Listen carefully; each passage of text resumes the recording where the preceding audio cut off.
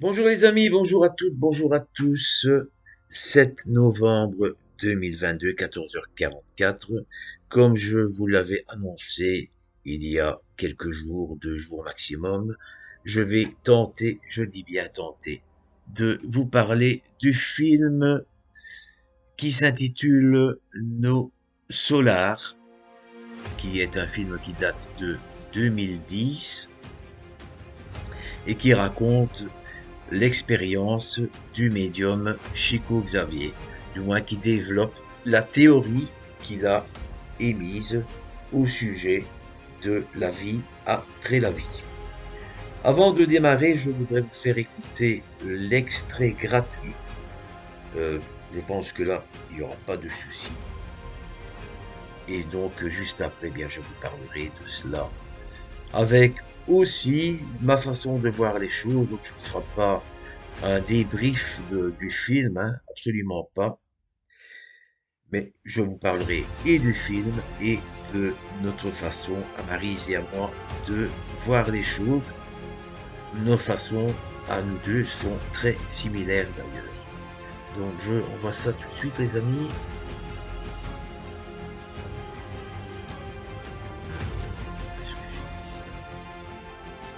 C'est dommage que je ne peux pas diffuser le film en lui-même.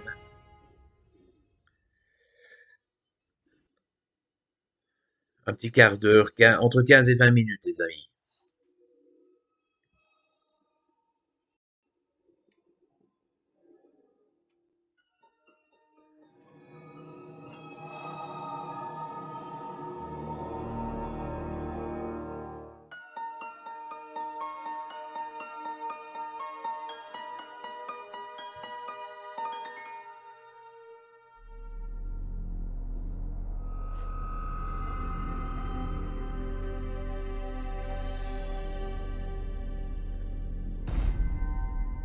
J'espère juste une chose, c'est de ne pas spoiler la vidéo, au cas où vous ne l'auriez pas encore vue.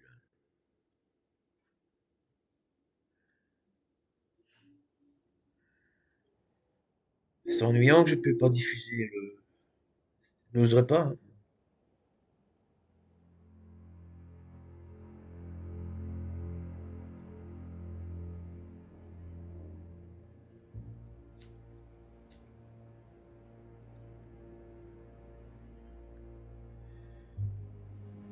J'espère que vous avez passé toutes et tous une excellente journée.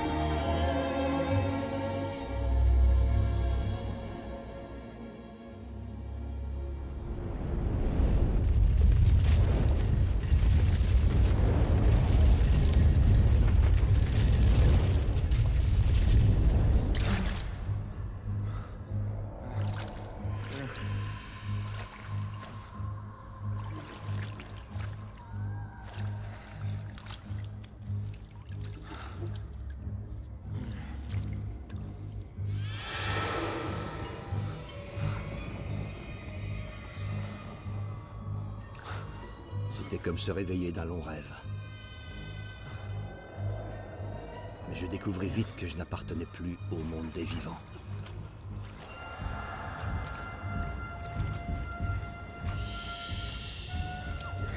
Je pris soudain conscience d'une surprenante vérité. La vie est une source éternelle qui passe par différents stades.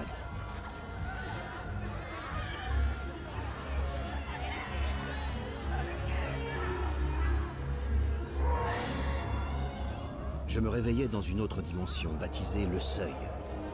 Une sorte de Peut-être un peu long purgatoire. de mettre la totalité Et mon histoire ne de faisait l'extrait juste gratuit. que 18 recommencer. minutes. Je vais peut-être écouter, parce que c'est un peu long quand même.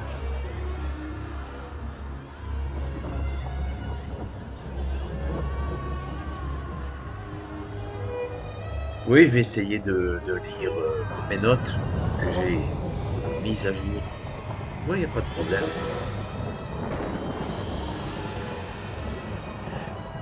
Non, c'est pas un problème. André Louis. Allez, viens, mon enfant.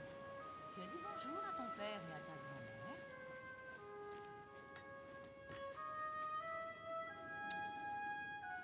Bonjour papa. Bonjour grand-mère. Maintenant, viens t'asseoir pour prendre ton petit déjeuner. Le seuil, les amis, ou le purgatoire.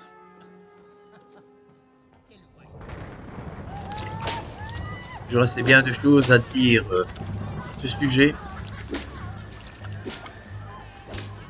Je perdis la notion du temps et de l'espace.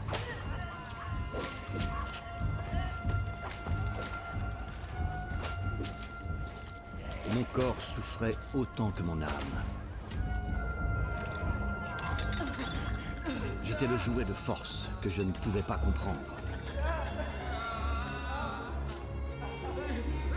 Mes connaissances ne furent pas en mesure de m'aider à cet instant. Le rêve s'était transformé en cauchemar.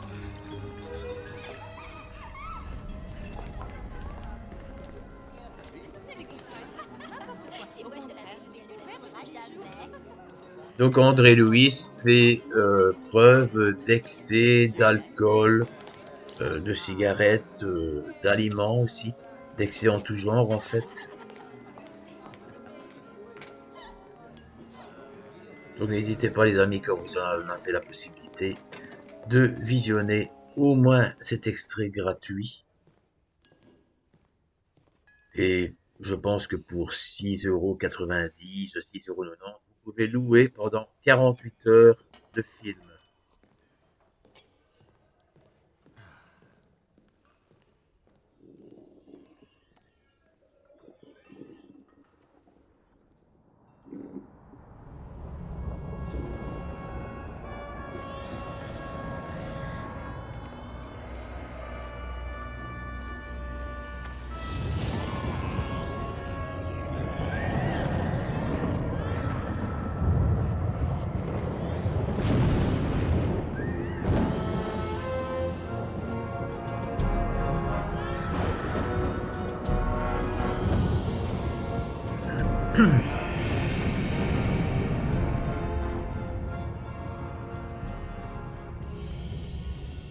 Donc dans le film, André Louis est médecin généraliste.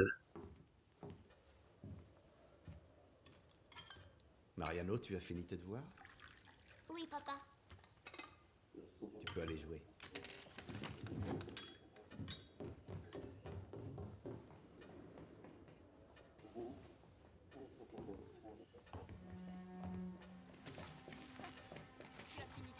Il a une servante qui s'avéra Lorsque je être une repense à mon médium passé, par la suite. Je réalise que les apparences ne montrent pas toujours la réalité. Par moments, notre côté obscur est caché par une fausse image de tranquillité. Te regarde. Allez viens. Viens le chien, on va jouer. Mais un jour, tout remonte à la surface. Ce lieu, ce seuil est vraiment horrible, les Et amis. il Je n'est vous jamais assure, trop tard. je ne voudrais pas m'y retrouver. Peut-être bon, un jour dans un lieu comparable à celui-là, avant une progression bien plus agréable.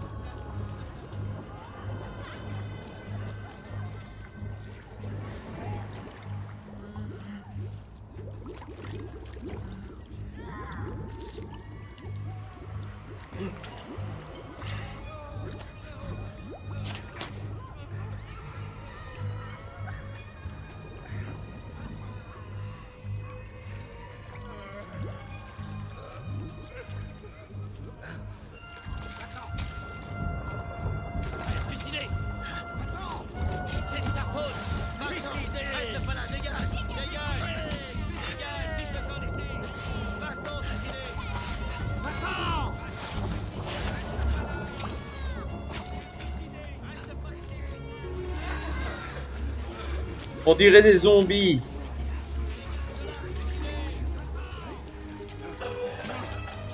Je prends juste un petit risque de trentaine de secondes. Merci. Au revoir. Au revoir. À bientôt, Donna Sofia. Prenez soin de vous. Encore merci.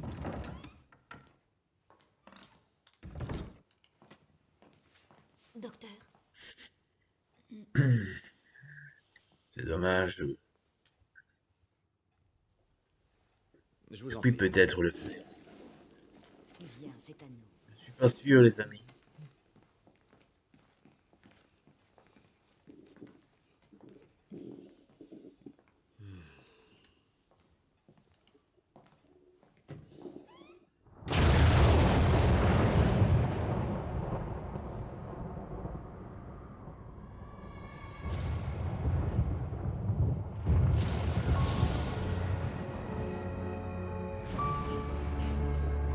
Voilà notre médecin, docteur André Lewis, après son décès.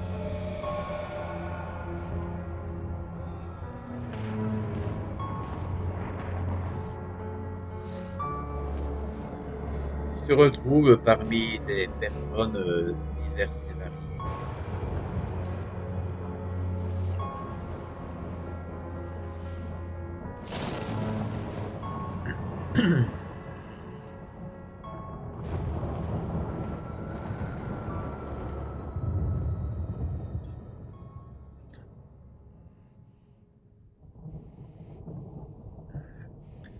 À la base, il a quelques soucis de santé, je pense.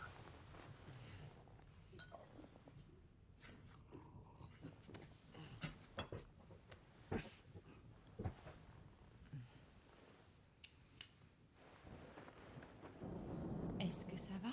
Oui, Tu te sens bien, tu es sûr? tout va bien.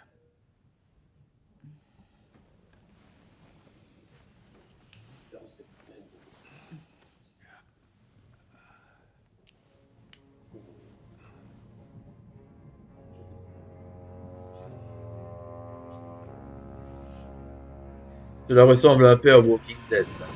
Je vous le Dans conseille, cette les plaine amis. de désolation, je ne faisais que survivre. Sans espoir. Sans réponse. Je respirais. J'avais faim. J'avais froid. Et j'avais peur.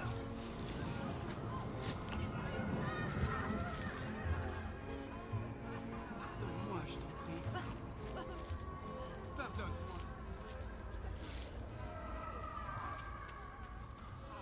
mon amour, je t'en prie. Apparaissent des êtres de lumière qui vont venir exfiltrer le docteur Lewis, parce qu'en réalité ne fait pas partie de la catégorie des suicidés. Le terme suicidé prend double sens, les amis.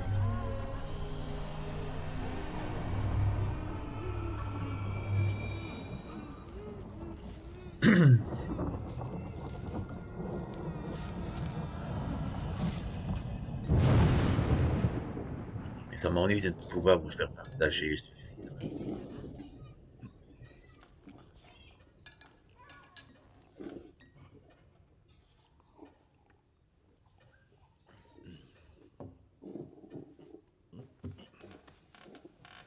André! André! André!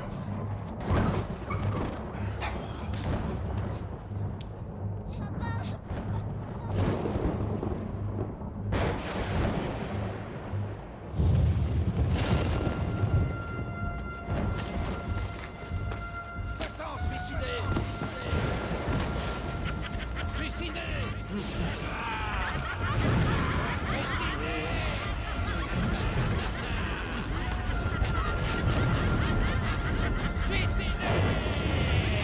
Il est sur la table d'opération, donc dans l'hôpital où il opère, et les Toubibs essaient de le retaper, en fait. Je ne sais pas si ça va fonctionner. Je laisse un peu le suspense, les amis, pour celles et ceux qui n'ont pas vu le film. Tu peux venir voir, hein. Tu peux venir voir.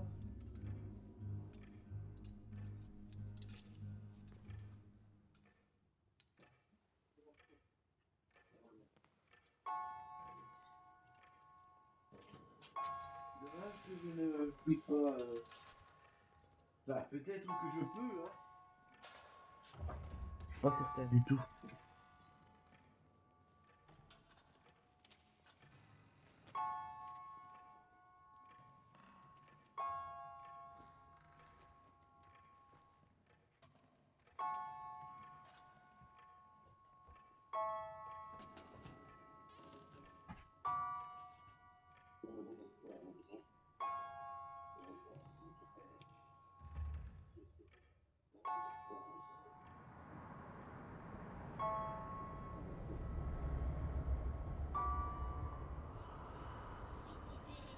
Quand le désespoir me prit, quand les forces me quittèrent, Par pitié, sauvez-moi.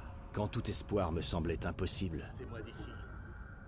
je fis la seule chose qu'il me restait. Par pitié. Aidez-moi. Je ne sais pas combien de temps a duré cette prière venue du fond de mon âme. Bien sûr, pour Et les je fus besoins du entendu. film, vous vous rendez bien compte, les amis, que André. certaines choses ont dû être Pour l'amour de Dieu. faites. Pour l'amour de Dieu, aidez-moi. Aidez-moi. Aidez-moi. Je vous en prie, sortez-moi d'ici. Lysias, Tobias. Du calme. Votre heure est venue, André. Je profite de faire cette vidéo aujourd'hui parce que je reprends tout prochainement le travail et malheureusement je n'aurai plus beaucoup de temps à consacrer à ce que je souhaitais faire. Nous devons regagner au plus vite la cité. Ne restons pas ici. Bien sûr, j'aurai l'occasion de mettre en ligne l'une ou l'autre C'est bon. vidéo par la suite, ça va de soi.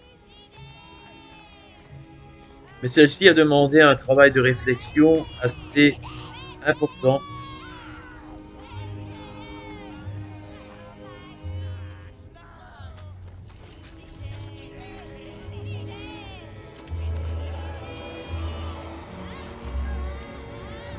Donc en fait, c'est le tout début du film, les amis.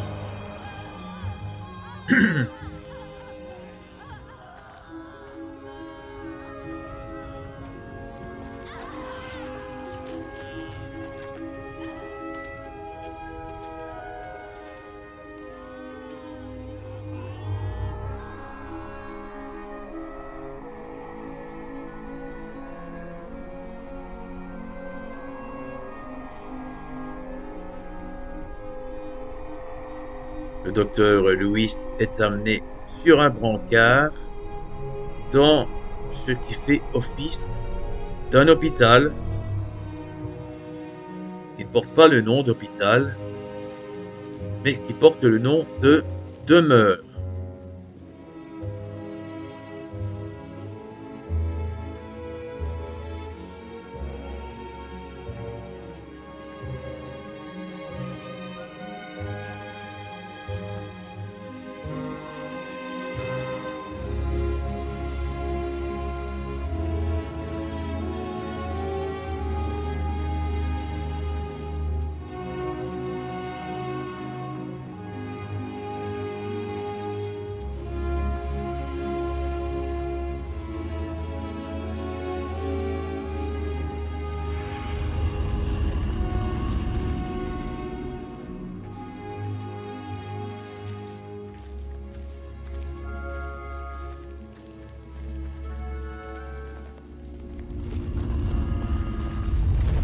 Donc André Lewis va être reconditionné, il va être soigné en vue de commencer sa progression vers la lumière. C'est comme ça que j'ai compris les choses, afin qu'il évolue en tant qu'esprit. Esprit qui est fait pour le bien et non pour le mal. Voilà les amis, je vais commencer, non pas, c'est une dissertation, mais je vais essayer de vous expliquer cela le mieux possible. Le seuil, en fait, c'est le purgatoire. Au début, cela m'a posé un problème parce que j'avais pensé qu'il s'agissait du bas astral. Ça n'a rien à voir. En fait, tous les défunts arrivent à cet endroit. À cet endroit, le docteur Lewis se remémore des scènes vécues sur Terre. Il se sent désorienté. Il éprouve des souffrances physiques et spirituelles. L'intellect lui est d'aucune utilité. Les êtres de lumière qui s'occupent de lui, en fait, ce sont des anges, probablement. D'ailleurs, quand vous avez l'occasion, les amis, de remarquer des heures miroirs, quand vous écoutez sur heuremiroir.com la signification de ces heures miroirs, vous avez souvent des noms qui ressemblent par exemple à Elias ou à Tobias et même à d'autres encore. Donc dans cet endroit malfamé, appelons-le ainsi, il y a des personnes diverses et variées qui ont quitté le monde des vivants pour tout un tas de motifs, et notamment des suicidés. Et c'est à tort que le docteur Lewis est considéré par un certain nombre de ces défunts pour un suicidé. Sur Terre, comme j'ai pu vous le dire en tout début de l'émission, le docteur Lewis a abusé des bonnes choses, il a fait preuve d'excès en tout genre. Il se souvient de faits liés à sa propre existence terrestre. La phrase importante est « Notre côté obscur est caché par une fausse image de tranquillité ». Lorsqu'il va faire son malaise, j'ai l'impression qu'à ce moment-là, le docteur Lewis fait peut-être une expérience de mort imminente. Mais cette expérience de mort imminente est, pour le coup, plutôt cauchemardesque. Donc complètement différente de ce que l'on a l'habitude d'entendre lorsque l'on entend parler de tunnels, de lumière blanche, d'êtres de lumière, de proches qui viennent vers vous, etc. Donc peut-être que ces histoires de mort imminente, de NDE, de Near Death Experience, sont liées à l'aspect culturel européen. Une chose qui m'a un peu étonné, c'est que lorsque le docteur Lewis meurt sur la table d'opération, donc dans l'hôpital où il est admis sur Terre, on ne voit pas d'ange de lumière ou d'ange de la mort venant le chercher, venant l'accompagner. En principe, il devrait être deux. C'est ce que j'ai déjà entendu, les amis. Au purgatoire, il implore l'aide via une prière. Il est entendu et des êtres de lumière, donc ce sont peut-être des anges, des archanges, des guides, que sais-je encore, qui viennent à son secours et qui lui confirment bien que son heure est arrivée. Il est, entre guillemets, exfiltré de cet endroit nauséabond, bruyant, où est amalgamée une armada de défunts. Il est conduit à la demeure, donc cette sorte d'hôpital où il est pris en main. Tout est bien structuré dans cet endroit. Il y a un ministère de la régénération et c'est là où il va subir un reconditionnement. C'est là où son reconditionnement va commencer. J'ai quelques feuilles, les amis, je vais essayer de faire en sorte que ça ne paraisse pas trop long, malgré tout. En fait, l'enveloppe corporelle du défunt est morte. Elle va être mise en état par la simple apposition des mains d'un ange. Donc, il n'est pas question de voir des instruments chirurgicaux de quelque nature que ce soit. Pendant sa convalescence, il fera plus ample connaissance avec d'autres êtres de lumière. Il y aura des dialogues, il évoquera son passé sur Terre, sa famille. Et on apprend, en visionnant ce film, qu'il existe, dans l'au-delà, une hiérarchie. Il existe donc bel et bien une hiérarchie dans la vie après la mort. Donc le purgatoire n'a rien à voir avec l'enfer, car l'enfer est sur Terre, je l'ai déjà dit, à plusieurs reprises, les amis, lors de l'une ou l'autre investigation de nature paranormale que j'ai pu mener. Je ne suis pas le seul à le dire d'ailleurs. Dans le monde spirituel, on réfléchit à la vie que l'on a menée sur Terre. Donc c'est une remise en question qui est profonde. Le docteur Lewis va faire la connaissance avec un autre être de lumière. Il ne s'est pas suicidé, il insiste là-dessus. Donc on pourrait croire qu'il y a mal donne, qu'il y a une erreur, mais les choses vont devenir plus claires par la suite. En réalité, notre corps terrestre est malmené par divers excès, et cela est assimilé à une forme de suicide. La vie continue, le bien que nous faisons autour de nous est donc le meilleur moyen pour accéder à l'éternité. Il est question d'une loi de l'harmonie dans ce lieu. Il faut à tout prix éviter de retourner dans le seuil. Le docteur Lewis, je pense que, comme tout un chacun, se demande où se trouvent ses aïeux. Ses aïeux sont-ils là, en fait? Il y a des technologies bien plus évoluées que sur Terre. Les réincarnations semblent illimitées.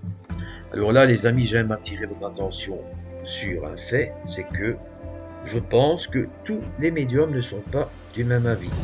Pour certains, il y a un nombre limité de réincarnations, 7 peut-être, et pour d'autres, ce nombre est illimité. Donc à un moment donné, eh bien, le défunt arrive à un tel point d'évolution qu'il n'a plus besoin de se réincarner, qu'il a fait tout ce qui lui avait été demandé, toutes les missions qui lui ont été confiées, et donc en fait il est dans la paix la plus complète, dans la sérénité parfaite. Le docteur Lewis, bien sûr, n'est pas seul dans cet endroit. Il rencontre une ancienne patiente qu'il a soignée de son vivant. Et bien sûr, ils sont d'accord tous deux pour admettre que le seuil est un endroit affreux. On lui fait visiter la cité. On évoque les divers ministères qui s'y trouvent, notamment la régénération, qui se trouve en vis-à-vis de la réincarnation. Donc le ministère de la régénération se trouve en face du ministère de la réincarnation. Il y a 72 ministres. Pour la petite plaisanterie, les amis, eh bien, je vous dirais tout simplement qu'il y a autant, voire plus, de ministres en Belgique. Et ça, c'est le fun. Mais c'était là, c'est vrai. La demeure est la vraie vie, la Terre est un passage. Donc il s'agit de ne pas emprunter les chemins de traverse pour revoir nos proches sur Terre. Il faut prendre le temps de prendre le temps. Il ne faut rien précipiter, ça c'est mon point de vue.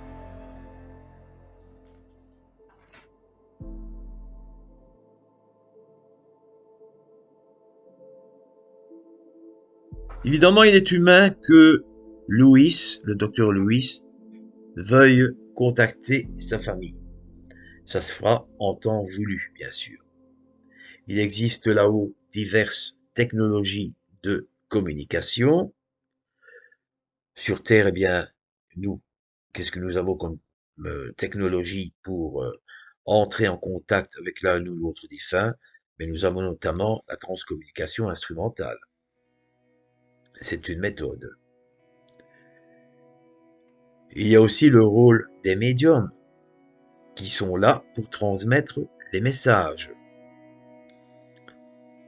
Toutes les aides disponibles sont présentes là-haut, comme en atteste le ministère de l'Assistance.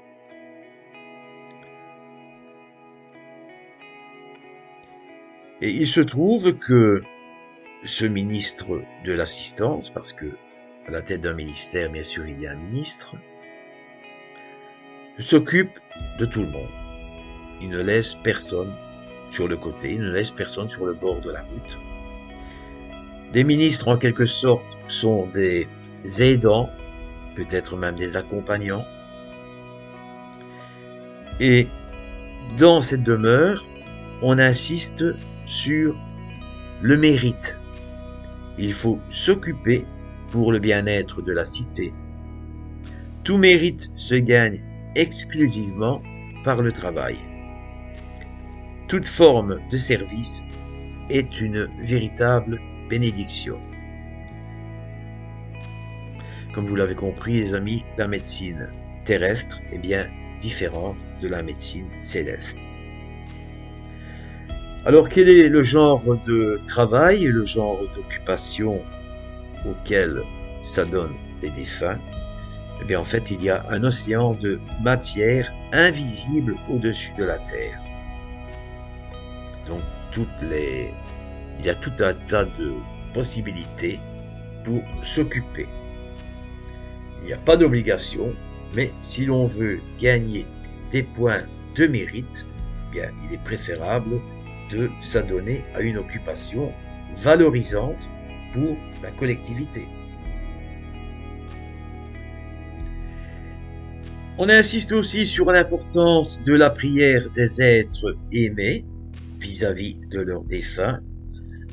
Comme vous le savez, les amis, lorsque l'on mène l'une ou l'autre séance de transcommunication instrumentale, il est de bon ton de solliciter via l'une ou l'autre prière, préalablement, le défunt avec lequel on souhaite nouer un contact, avec lequel on espère réussir à nouer un contact. Dans ce film, une dame veut quitter, avant le moment idoine, les lieux pour revoir ses proches. Parce qu'il se trouve qu'on peut encore souffrir après la mort. Quant au docteur Louis, il souhaite des points de mérite pour revoir sa famille. Louis doit être initié à la médecine spirituelle. Bien sûr, on peut flancher, rétrograder, je dirais descendre d'un palier si l'on anticipe le cours des événements. On peut donc trébucher. Il en fera d'ailleurs l'expérience, une petite expérience. Louis va demander à plusieurs reprises la permission de revoir sa famille terrestre. Et selon leur degré d'ascension vers la lumière, les défunts prient pour leurs proches.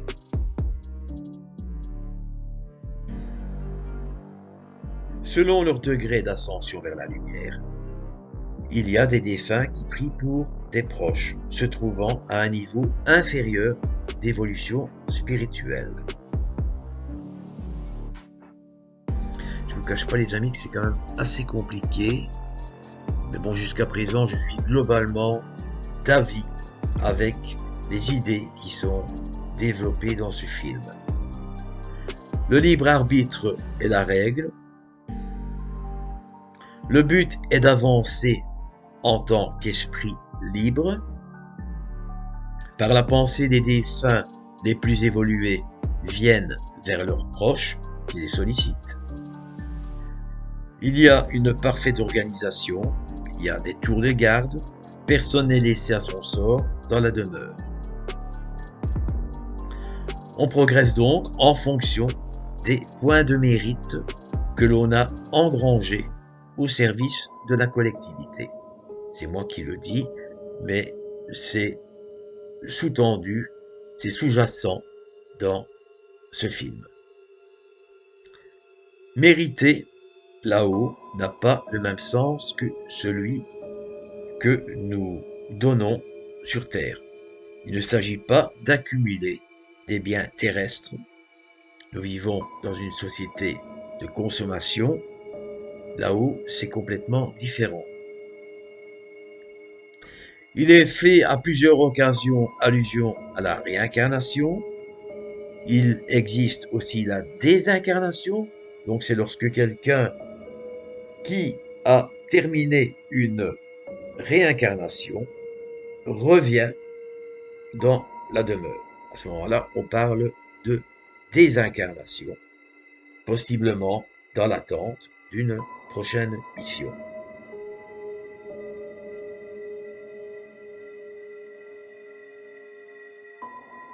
Comme vous aurez l'occasion de le voir, les amis, il est une personne, Héloïsa, qui est particulièrement dubitative.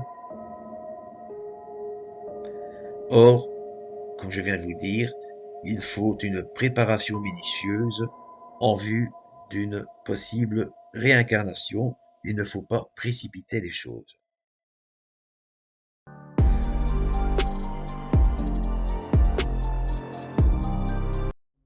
Alors il y a là des nouvelles expériences matérielles qui sont possibles. On peut retrouver des défunts dans les rêves. C'est une chose que je savais aussi. Lorsque vous faites des rêves prémonitoires parfois, ou tout simplement lorsque vous rêvez de l'un ou l'autre défunt, il est très possible, c'est peut-être pas toujours le cas, mais il arrive certainement des fois que c'est bien le défunt en question qui s'adresse à vous, qui interagit avec vous au travers de l'un ou l'autre rêve.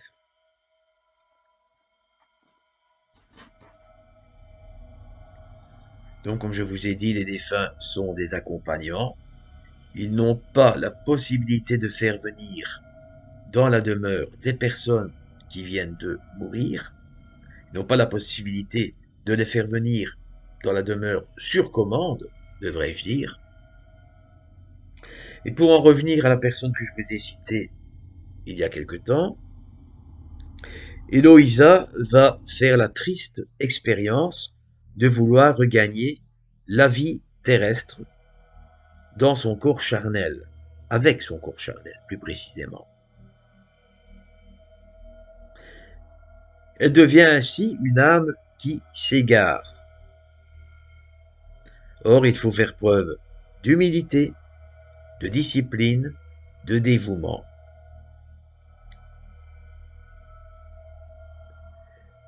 Il est fait référence à un moment donné, les amis, à 1939, lorsque la Seconde Guerre mondiale éclate. On assiste à ce moment-là à l'arrivée d'une pléthore de défunts.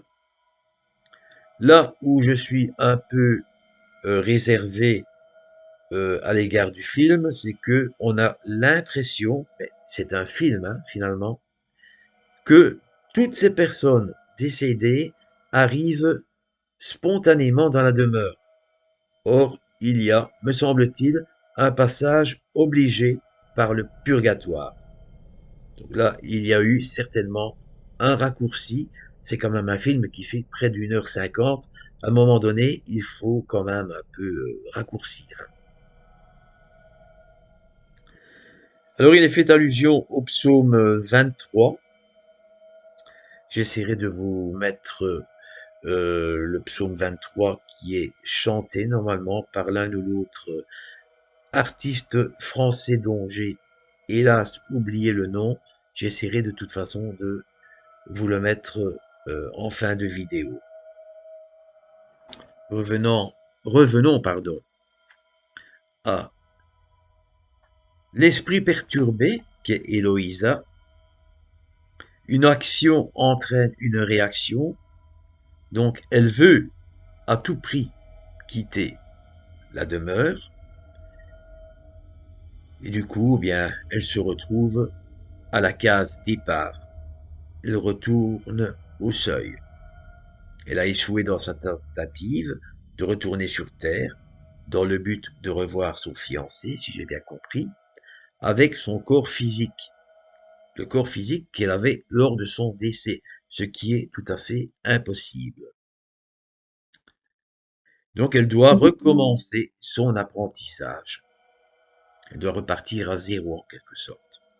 Donc c'est cela qui signifie que on monte d'un ou plusieurs paliers, mais on peut en même temps descendre de l'un ou l'autre palier. Tout est fonction du comportement que l'on a dans cette demeure. Après plusieurs tentatives, le docteur, donc Lewis, reçoit l'autorisation en tant qu'esprit, parce qu'il existe des sphères supérieures, des paliers, des sphères spirituelles supérieures. Et là, il est fait allusion à la télépathie. La télépathie, c'est donc lire dans les pensées. C'est ainsi qu'il aura l'occasion de revoir sa mère décédée et qui se trouve à un niveau d'évolution spirituelle supérieur au sien.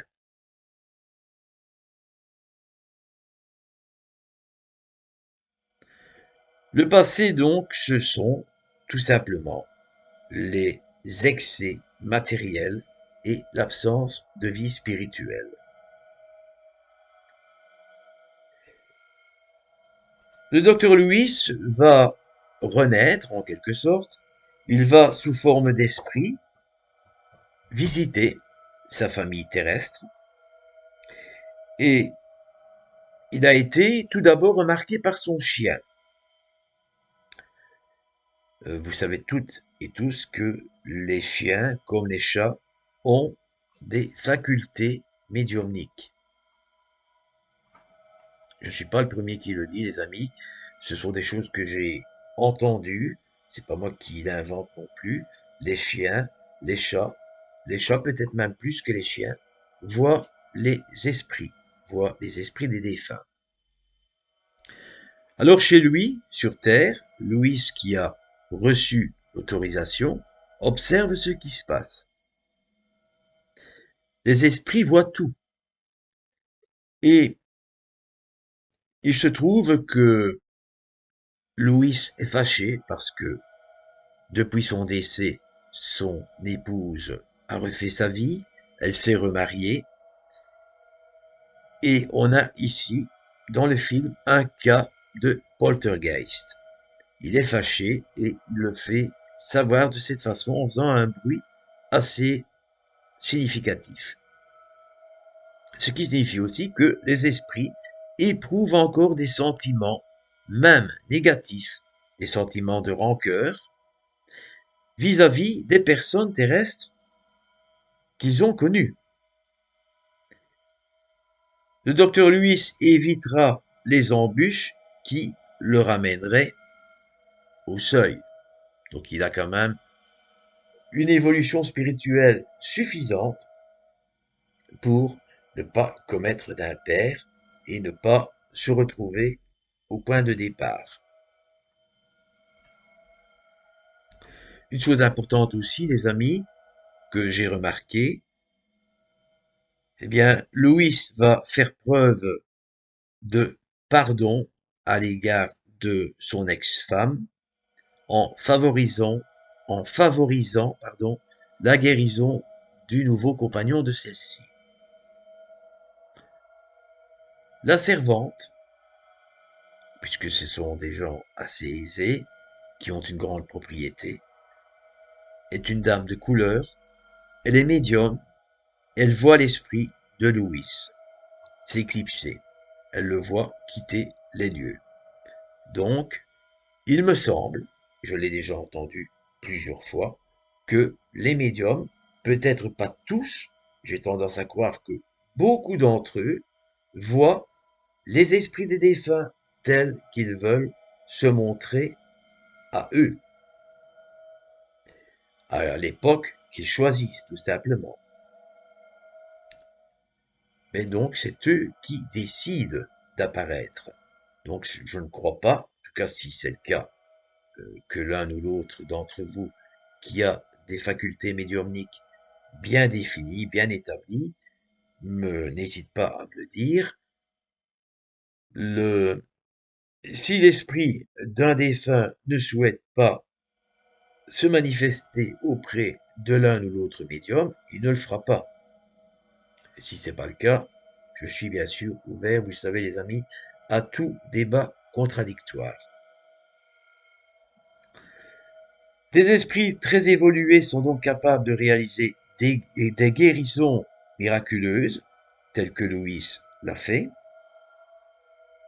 et c'est ce qu'on remarque à la fin du film. C'était peut-être cela, le but de sa mission, quand il est retourné voir sa famille terrestre, quand il a pardonné son épouse pour l'avoir trahi. Et ce n'est pas dit dans le film, évidemment, c'est moi qui interprète un peu à ma façon, comme j'ai compris. Voilà, c'est ce que je souhaitais vous dire, les amis. Alors, bien sûr, il y a quelques points qui restent obscurs, hein, notamment au niveau du nombre de réincarnations. Est-ce qu'il y en a un nombre bien établi ou est-ce que ce nombre est illimité? Je ne sais pas.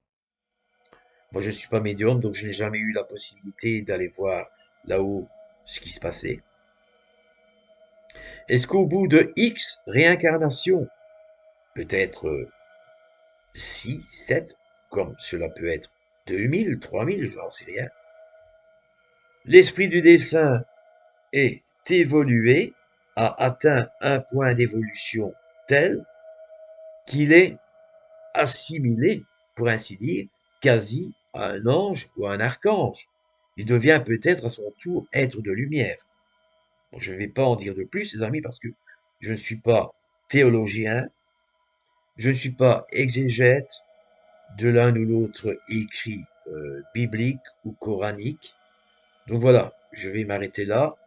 Si vous avez, les amis, des remarques à formuler, n'hésitez pas à le faire. Je vous invite de toute façon à voir préalablement ce film. C'est un très beau film. C'est vrai qu'il est surtout question de philosophie, hein, et ce n'est pas de la science-fiction. Ce film, je ne crois pas qu'il a la prétention d'être un film de science-fiction. Il est très intéressant.